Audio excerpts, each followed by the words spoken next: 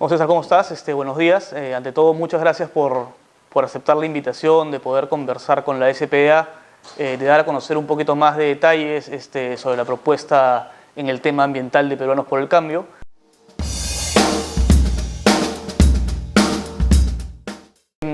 Uno de los principales problemas que vemos todos a nivel social, a nivel ambiental, es el de la minería ilegal y la minería informal.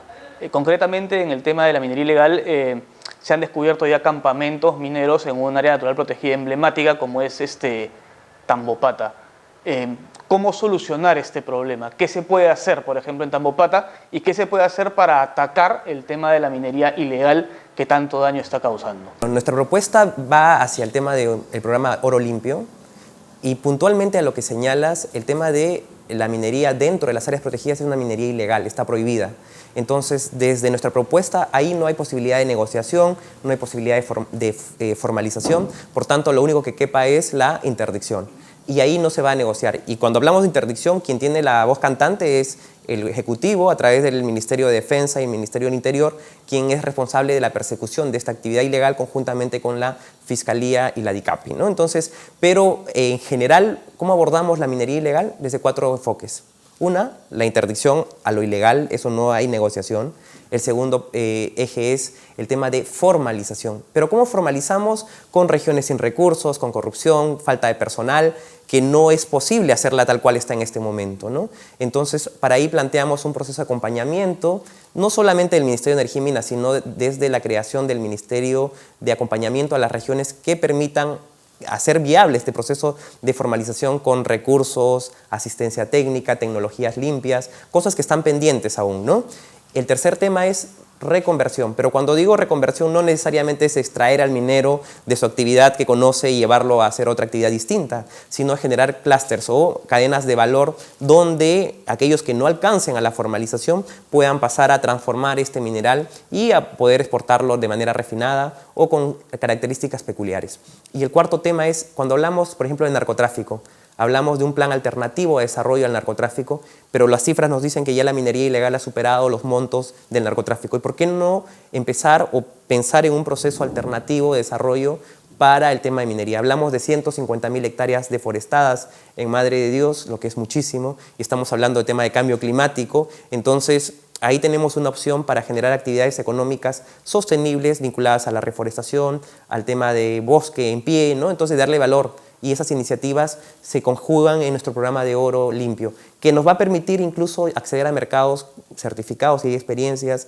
En algún momento tuve la oportunidad de acompañar algunos procesos de formalización exitosos y esa es nuestra iniciativa. Ahora, hablabas de la corrupción como uno de los problemas que hay dentro de este gran problema que es la minería ilegal.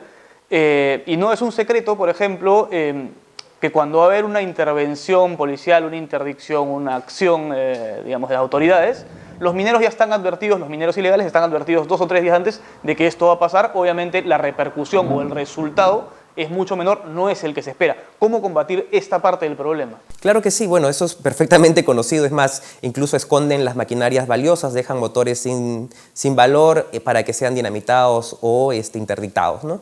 Yo creo que de manera particular cuando hablamos de corrupción hablamos de dos, de quien da y quien recibe. Entonces debe haber una sanción y una corresponsabilidad para ellos. El otro tema es el servicio de inteligencia, tiene información, se conoce de quiénes son, entonces esa información debe servirnos para que de alguna manera generemos alguna sanción real a estos malos funcionarios o que recurren a temas de venta de información o de corrupción propia en el tema de formalización que nos hace daño a todos los peruanos. Hay mineros que simplemente están utilizando este proceso para ganar tiempo, que no tienen ninguna intención probablemente de entrar a la vía formal en cuanto al tema de la minería. ¿Cómo trabajar con ellos? ¿Qué se va a hacer con ellos? ¿Cómo se los va a atacar, a abordar, por ejemplo? Bueno, más allá de eso, yo creo que debemos hablar de corresponsabilidades.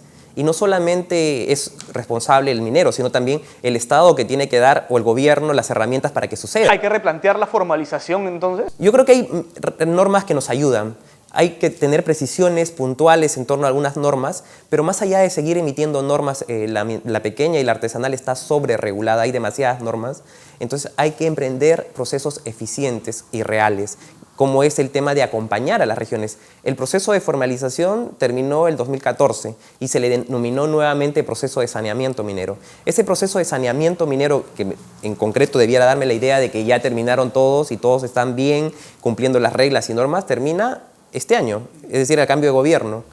¿Y qué va a quedar para el gobierno que asuma? Entonces, ese tema resulta serio más aún cuando no hay resultados concretos. 16 mineros o 16 asociaciones entre mineros naturales y jurídicos de 75.000 es casi nada, ¿no? ¿Cómo tomas el hecho de que en la lista congresal de Peruanos por el Cambio haya candidatos vinculados o que, digamos, son acusados de formar parte de toda esta cadena de la minería, digamos, ilegal? Nosotros hemos anunciado y en algún momento hemos manifestado nuestra preocupación y como todo partido político hay un proceso de análisis, de discusión y en esos temas partidarios propios el equipo técnico no participa, ¿no? Nosotros hemos sido invitados como técnicos y desde el lado técnico hemos hecho nuestras propuestas, sin que eso signifique también desatender o no ver lo que sucede, ¿no? Y hemos comunicado y hemos advertido esa situación. Lo han mencionado. Así es. Finalmente la decisión y el análisis lo hace el mismo partido y ve las implicancias o qué significa esto y también analiza si las denuncias corresponden o no, ¿no? Entonces, por ese lado nosotros hemos hecho nuestras propuestas y también sería contradictorio si hay algún minero ilegal plantear desde nuestra propuesta la persecución hacia ellos, ¿no? Entonces, es claro que son mineros que están en un proceso y se han amparado a un proceso de formalización y por ende ha habido algún tema de discusión interna donde la respuesta la debe tener el ente político. Nosotros desde el lado técnico hemos planteado nuestras propuestas y ahí ha quedado, ¿no?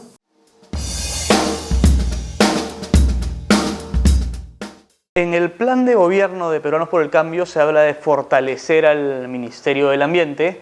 Sin embargo, en alguna ocasión Pedro Pablo Kuczynski, Peruanos por el Cambio, deslizó la opción, digamos, de hacerlo de alguna manera un organismo adscrito al Ministerio de Cultura o que tuviera un rango menor. ¿Cuál es la realidad? ¿A quién le creemos? ¿Al plan de gobierno? ¿A lo que dijo Pedro Pablo Kuczynski en su momento? ¿Qué se va a hacer con el Ministerio del Ambiente? Bueno, en principio era una posibilidad y es un análisis adelantado que se dio, pero cuando hicimos la propuesta, el análisis en el plan de gobierno, surge sencillamente la posibilidad de que eso no es conveniente ni es adecuado en la realidad de nuestro país. Más aún cuando hablamos de un ministerio transversal que no defiende, bueno, inversión, sino está garantizando que tengamos ecosistemas viables y funcionales, que es lo más importante para nosotros peruanos, ¿no? Y como tal, ha quedado así en el plan de gobierno. El único cambio institucional es el tema de crear el Ministerio de Apoyo a las Regiones. Y el otro tema es extraer a la Autoridad Nacional del Agua del sector agricultura y llevarlo a la presidencia del Consejo de Ministros para que tenga un rol mucho más articulador con los diversos sectores.